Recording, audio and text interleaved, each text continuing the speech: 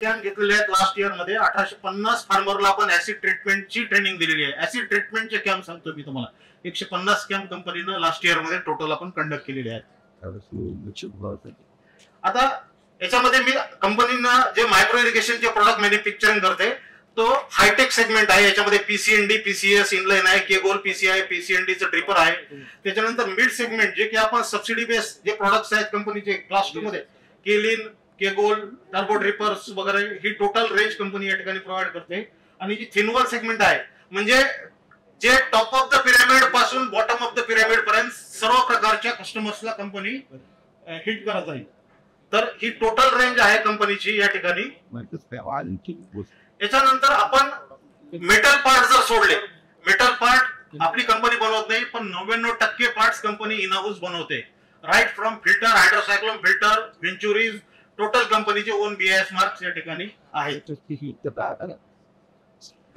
यानंतर आपण कंपनीचे पार्ट जर पाहिले या ठिकाणी, हे आपण जे हेडर युनिट ज्याला म्हणतो तर हे डिफरंट टाइपचे फिल्टर कंपनी या ठिकाणी बनवते. याच्यानंतर जी कंपनीची व्हेंचुरी आहे, या व्हेंचुरीचे जर तुम्ही क्रिटिकल पॉइंट्सला सक्शन रेट पाहिला तर मी म्हणेल it is highest suction rate असलेली ही एक व्हेंचुरी या ठिकाणी तुम्हाला पाहायला मिळेल.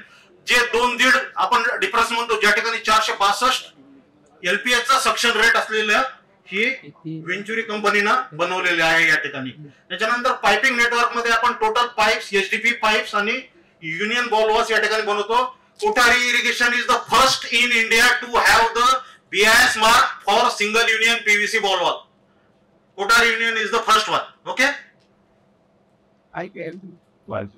याच्यानंतर फील्ड नेटवर्क मध्ये तुम्हाला सांगितल्याप्रमाणे हे कंपनी वेगवेगळ्या टाइपचे ड्रिपर्स या ठिकाणी इनलाइन कंपनी मॅन्युफॅक्चरिंग करते. याच्यानंतर जे प्रॉब्लेम्स आपल्या इथं डिस्कस झाले, आता लेबर अँड इलेक्ट्रिसिटीचा इश्यू डिस्कस झाला. त्याच्यानंतर ओव्हर अँड अंडर वॉटरिंग, कारण मी जेवढ्या शेतकऱ्यांना भेटलो की किती पाणी देणार आहे तुम्ही शेतामध्ये, 8 तास असेल आणि 4 वॉल असेल तर 2 तास प्रति वॉल तो शेतकरी त्या ठिकाणी ड्रिप चालवतो. वेळच्या वेळी चालू बंद करायला जात नाही. मेजर इश्यूज आहेत हे या ठिकाणी ड्रिप इरिगेशन मध्ये. त्याच्यानंतर नाईट ऑपरेशन मध्ये इश्यूज आहेत. खूप एरियामध्ये बिबट्याचे प्रॉब्लेम आहेत. शेतकरी बाहेर जात नाही वॉल चालू बंद करायला, रात्रभर त्या ठिकाणी एकच वॉल चालू असतो ड्रिप इरिगेशनचा. याच्यानंतर लिकेज आयडेंटिफिकेशन, हे तर फार मोठं चॅलेंज आहे. कोणत्या पार्ट मध्ये काय लिकेज झालं हे पूर्णपणे त्या ठिकाणी पाणी झाल्याशिवाय त्याला कळत नाही या ठिकाणी. याच्यानंतर इरेग्युलर फिल्टर मेंटेनन्स, हा सुद्धा एक मोठा इश्यू या ठिकाणी आजच्या सेमिनार मध्ये डिस्कस झालाय. आणि जेवढं जास्त मॅन्युअल इंटरफिअरन्स राहील तेवढं तुमची सिस्टीमची लाईफ या ठिकाणी हॅम्पर होणार आहे आणि याच्यामुळं तुमचं क्रॉप येल्ड नक्कीच हॅम्पर होणार आहे. तर या गोष्टीला जे सोल्युशन आहे तर ते सोल्युशन आहे ऑटोमेशन. ऑटोमेशन शिवाय या ठिकाणी आपल्याला ड्रिपचं भवितव्य चांगल्या पद्धतीने नक्कीच पाहता येणार नाही. त्याच्यामुळं ऑटोमेशन हे नक्कीच ड्रिप इंडस्ट्रीचं भवितव्य म्हणून आपल्याला या गोष्टीकडे पाहता येईल. तर ऑटोमेशनचे ऍडव्हान्टेजेस काय आहे की प्रिसाइज वॉटर ऍप्लिकेशन पॉसिबल आहे. जेवढा वेळ तुम्हाला ठिबक चालवायचा तेवढाच वेळ तो वॉल त्या ठिकाणी आपल्याला ऑपरेट करता येतो. लोड शेडिंग शेड्यूल सुद्धा या ठिकाणी, लोड शेडिंग मध्ये जे शेड्यूल आहे त्या पद्धतीने रात्री असू दे, इलेक्ट्रिसिटी दिवसा असू दे, केव्हाही आपल्याला या ठिकाणी इरिगेशन पॉसिबल आहे. त्याच्यानंतर लिकेजचा अलार्म तुम्हाला या ठिकाणी मिळतोय. फिल्टर क्लिनिंग पॉसिबल आहे. वॉटर सेव्हिंग 100% होणार आहे याच्यामुळं. आणि तुमच्या सिस्टीमची लाईफ आणि प्रॉफिट नक्कीच तुम्हाला या ठिकाणी खूप जास्त प्रमाणावर मिळणार आहे. याच्यानंतर आता जे ऑटोमेशन आहेत अवेलेबल तर ते आहे टाइम बेस्ड ऑटोमेशन, ज्या ठिकाणी आपण वॉलचा टाइम त्या ठिकाणी देऊन प्रत्येक वॉल त्या टाइम प्रमाणे ऑपरेट करू शकतो.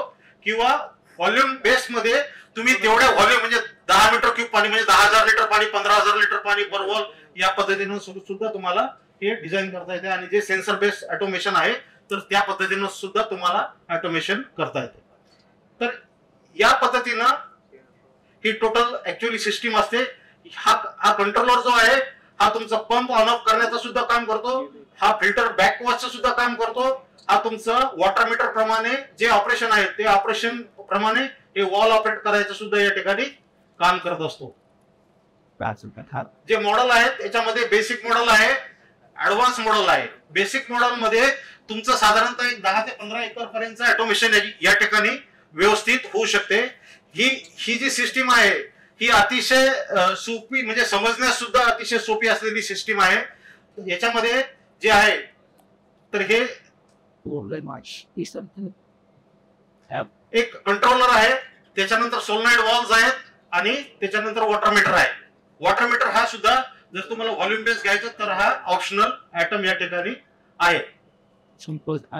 तर हे अतिशय बेसिक असलेलं हे ऑटोमेशन आहे. साधारणतः 6,000 रुपयाचं हे कंट्रोलर तुम्हाला या ठिकाणी सहज येऊ शकते.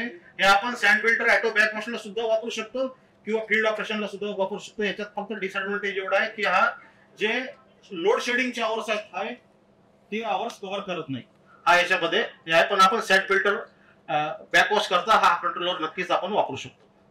यानंतर जो पुढचा जो कंट्रोलर आहे हा साधारणतः 8 स्टेशन आउटपुटचा कंट्रोलर आहे. हा 10 ते 12 एकर पर्यंत हा तुम्हाला व्यवस्थित या ठिकाणी चांगले रिझल्ट देऊ शकतो. या ठिकाणी तुम्हाला 2 फिल्टर फ्लश आणि 1 फर्टिगेशन पंप याच्यावर तुम्हाला ऑपरेट करता येतं. हा जो इरिबिट म्हणून जो करतो आहे कंट्रोलर आहे हा ऍक्च्युअली वायरलेस मॉडेल मध्ये सुद्धा अवेलेबल आहे. टाइम बेस आणि व्हॉल्यूम बेस या प्रकारात सुद्धा अवेलेबल आहे आणि वायर्ड किंवा वायरलेस या प्रकारात आहे. आणि याला 2G 3G 4G SIM connectivity possible आहे. म्हणजे हा जगातून कुठूनही तुम्हाला ऑपरेट किंवा कंट्रोल करता येऊ शकतो.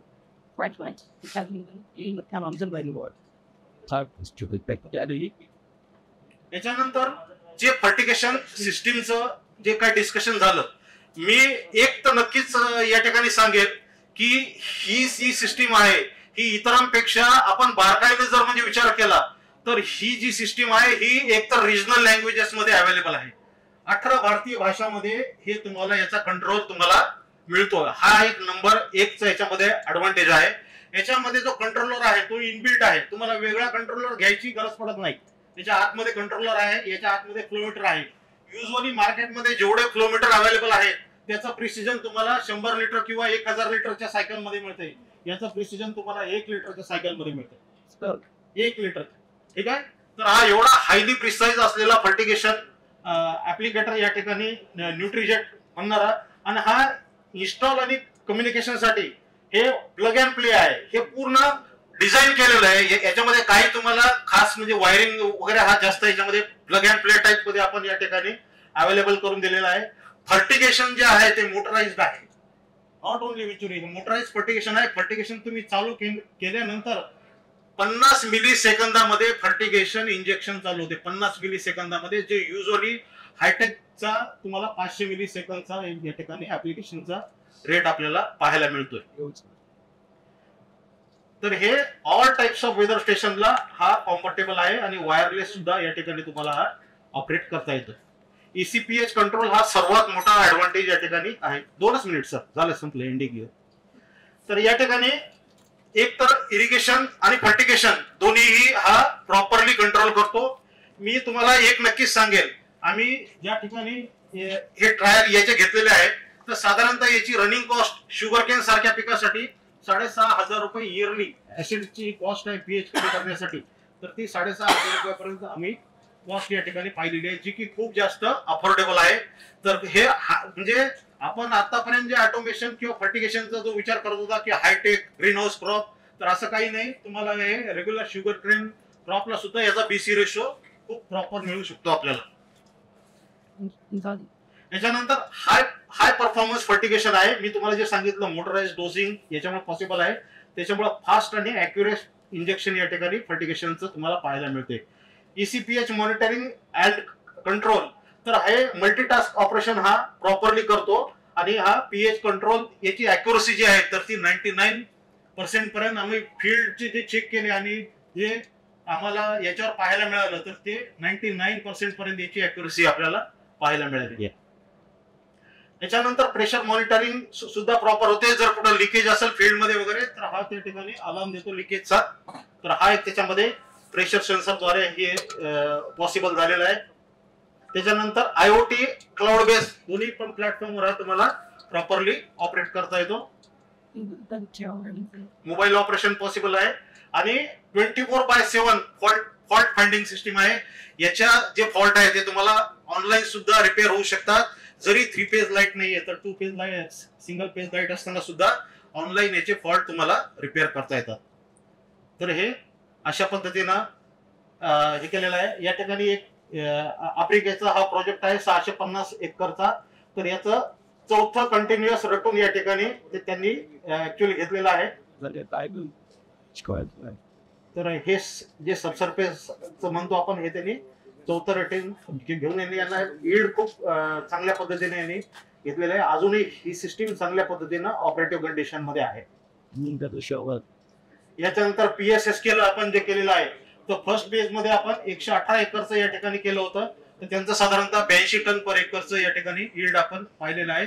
ते सेकंड फेजचं आपण अजून 100 एकरचं या ठिकाणी केलेलं आहे व ते सुद्धा थर्ड इयर मध्ये प्रॉपरली ऑपरेशन मध्ये टोटल सिस्टीम प्रॉपर ऑपरेशन मध्ये आहे ऑटोमेशनचं. तर हे आपण वेगवेगळ्या इन्स्टिट्यूटला जे ऑटोमेशन फिट केलेले आहेत त्याची हे बेसिकली लिस्ट आहे. हे जे प्रोजेक्ट्स मध्ये कंपनीनं काम केलेले आहेत तर ते साधारणतः 1,44,000 हेक्टरचं काम कंपनीनं गेल्या 10 वर्षामध्ये केलेलं आहे प्रोजेक्ट्स मध्ये. आणि वेगवेगळ्या गव्हर्नमेंट एजन्सीजला जे कंपनीचे रजिस्ट्रेशन आहेत तर ते हे कंपनीची रजिस्ट्रेशनची लिस्ट आहे. हा माझा कॉन्टॅक्ट नंबर आहे. धन्यवाद.